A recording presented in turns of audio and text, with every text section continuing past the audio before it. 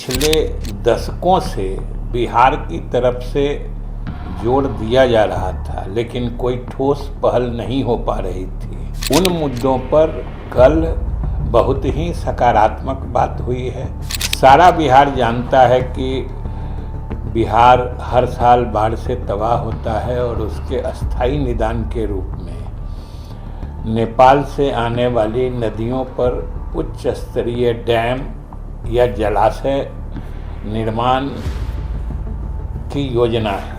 तो ये उच्च स्तरीय डैम या जलाशय नेपाल में ही बनना है। आज तक हम लोग मांग करते रहे थे कि उस जेपीओ में ज्वाइंट प्रोजेक्ट ऑफिस में बिहार का भी प्रतिनिधि होना चाहिए। वो अभी तक उसमें नहीं था, जिसकी सहमति कल बन गई। गंगा सबसे अधिक पानी गंगा में बिहार के कैचमेंट एरिया से जाता है और बिहार से गुजरने वाली सारी नदियां अंत में गंगा में ही मिलती हैं और सबसे कम पानी के इस्तेमाल की इजाज़त अगर बिहार को दिया जाता है तो ये बिहार के साथ नाइंसाफ़ी होती है। नमस्कार, मेरा नाम आलोक है। आप लाइव स्ट्रीज देख रहे हैं। पिछले दिनों बिहार के मुख्यमंत्री सम्राट चौधरी ने दिल्ली में केंद्रीय वित्त मंत्री निर्मला सीतारमण और विदेश मंत्री एस जयशंकर से मुलाकात की थी और उसके बाद सियासी गलियारों में काफ़ी चर्चाएं थी। देखिए, भारत से या कह सकें हमारे बिहार प्रदेश से ही जो पानी जाता है अन्य देशों में, उसे लेकर चर्चा हो रही है। अब फरक्का बराज को लेकर चर्चा हो रही है, क्यों ना उसे तोड़ दिया जाए, क्योंकि हर साल बिहार को कितनी क्षति होती है। नेपाल हो या फिर बांग्लादेश हो, उन रास्तों में जो पानी जाता है हमें देना पड़ता है। जो समझौता हुआ था 1996 में, अब 30 साल होने को हैं और 30 साल के बाद 2026 के दिसंबर महीने में ये समझौता केंद्र सरकार तोड़ दे। जेडीयू ने इस पर प्रेशर भी बनाया है। बिहार सरकार भी चाहती है, क्योंकि बिहार को पानी देना पड़ता है और बदले में हमें क्या मिलता है? नेपाल से बाढ़ का पानी हर साल, जिससे हमारे हज़ारों गांव डूब जाते हैं, लाखों लोग उससे प्रभावित होते हैं। क्या यही मिलता है? विजय चौधरी, जो कि बिहार के उप मुख्यमंत्री हैं, वो भी उस बैठक में शामिल थे। क्या कुछ बता रहे हैं, हम आपको सुनवाते हैं। ये हमको बताते हुए प्रसन्नता हो रही है कि 2-3 मुद्दे खास तौर से, जिन पर पिछले दशकों से बिहार की तरफ से जोर दिया जा रहा था, लेकिन कोई ठोस पहल नहीं हो पा रही थी, उन मुद्दों पर कल बहुत ही सकारात्मक बात हुई है और केंद्र सरकार के सकारात्मक रवैये के कारण लगता है कि अब उसमें शीघ्र ही उसके उन योजनाओं के क्रियान्वयन की गति तेज होने वाली है। इसके लिए हम विशेष रूप से वित्त मंत्री श्रीमती निर्मला सीतारमण जी को और विदेश मंत्री श्री वी जयशंकर जी को हम धन्यवाद देते हैं और आभार प्रकट करते हैं। सारा बिहार जानता है कि बिहार हर साल बाढ़ से तबाह होता है और उसके अस्थायी निदान के रूप में नेपाल से आने वाली नदियों पर उच्च स्तरीय डैम या जलाशय निर्माण की योजना है। यही अस्थायी निदान अभी तक जो अधिकारी हैं या जल से संबंधित जो वैज्ञानिक हैं, उन लोगों का मानना है। और कोसी में, बागमती में, गंडक में, कमला में, सब जगह जो उच्च स्तरीय डैम बनना है जिस स्थल पर, उसकी पहचान भी कर ली गई है और स्वाभाविक रूप से ये सारी नदियां नेपाल से आती हैं।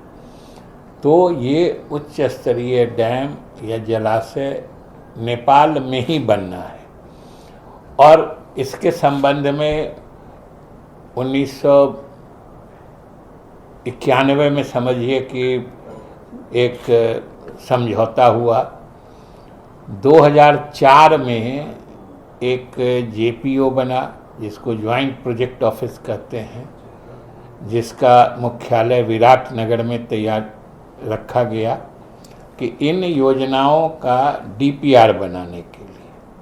लेकिन अभी तक उसमें कोई खास प्रगति नहीं हो पाई थी। लेकिन कल जिस स्तर से गंभीरता से जिस स्तर पर बात हुई है, हम लोग आशावान हैं कि अब इसमें गति आएगी। और सबसे बड़ी बात कि जो आज तक हम लोग मांग करते रहे थे कि उस जेपीओ में, ज्वाइंट प्रोजेक्ट ऑफिस में बिहार का भी प्रतिनिधि होना चाहिए, वो अभी तक उसमें नहीं था, जिसकी सहमति कल बन गई।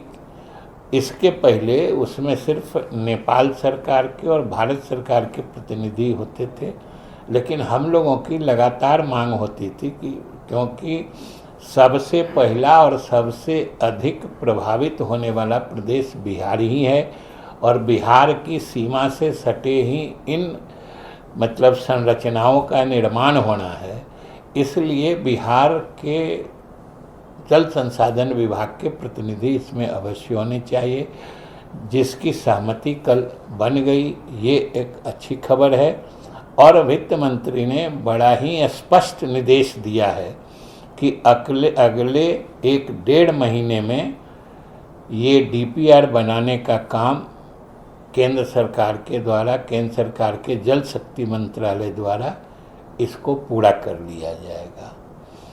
इसी तरीके से और बात उठी या जिस पे विमर्श हुआ वो था जो फरक्का से संबंधित भारत और बांग्लादेश का समझौता है, क्योंकि उसका कार्यकाल जो 30 वर्षों के लिए हुआ था इसी वर्ष अंत तक पूरा होने वाला है।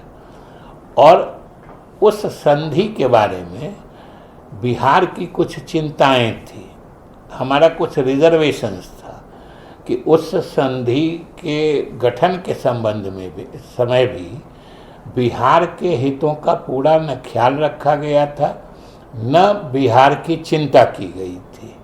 जो हम लोग जितना पानी बांग्लादेश को देना उस संधि में हम लोगों ने कमिट किया है, उतना पानी देने के बाद बिहार को अपने इस्तेमाल के लिए, बिहार को अपनी ज़रूरतों को पूरा करने के लिए, चाहे कृषि से संबंधित हो, चाहे उद्योग से संबंधित हो या पेयजल से संबंधित हो, पानी का उपयोग करने में हम लोगों को प्रतिबंधित किया जाता था।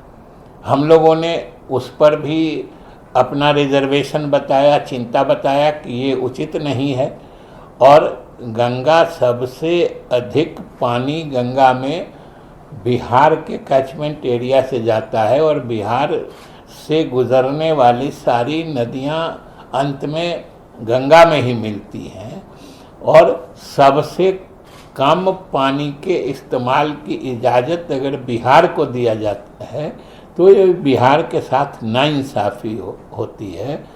इसका भी मामला हम लोगों ने उठाया था और केंद्र सरकार ने भी इन मामलों में सहानुभूति दर्शाया है और विदेश मंत्री जयशंकर जी ने भरोसा दिलाया है कि इस साल अंत तक जब इस संधि के नवीकरण की बात आएगी, इसके फिर से रिन्यूअल की बात आएगी, उस समय वो बिहार की चिंताओं का ज़रूर ख्याल रखेंगे कि बिहार के लोगों को जो जल की आवश्यकता है वो उसका पूरा उपयोग कर पाएँ, ऐसी व्यवस्था करने की कोशिश की जाएगी। तो केंद्र सरकार से कौन सा समझौता तोड़ने की बात हो रही है?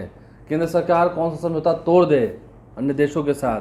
अब देखिए, अब विदेश मंत्री भी इसमें अपनी पहल करेंगे। केंद्र सरकार को भी कहा गया अभी तो दिसंबर तक ये समझौता है, लेकिन उसके बाद इसका रिन्यूअल ना हो। संजय झा जो कि जेडीयू के राष्ट्रीय कार्यकारी अध्यक्ष हैं, वो भी उस बैठक में मौजूद थे, उन्होंने भी इस बात को पुरजोर तरीके से उठाया है पहले। और विजय चौधरी ने क्या कुछ कहा हमने आपको सुनवाया है। हमारे चैनल को सब्सक्राइब कर लें, साथ साथ फेसबुक पेज भी लाइक करें। धन्यवाद।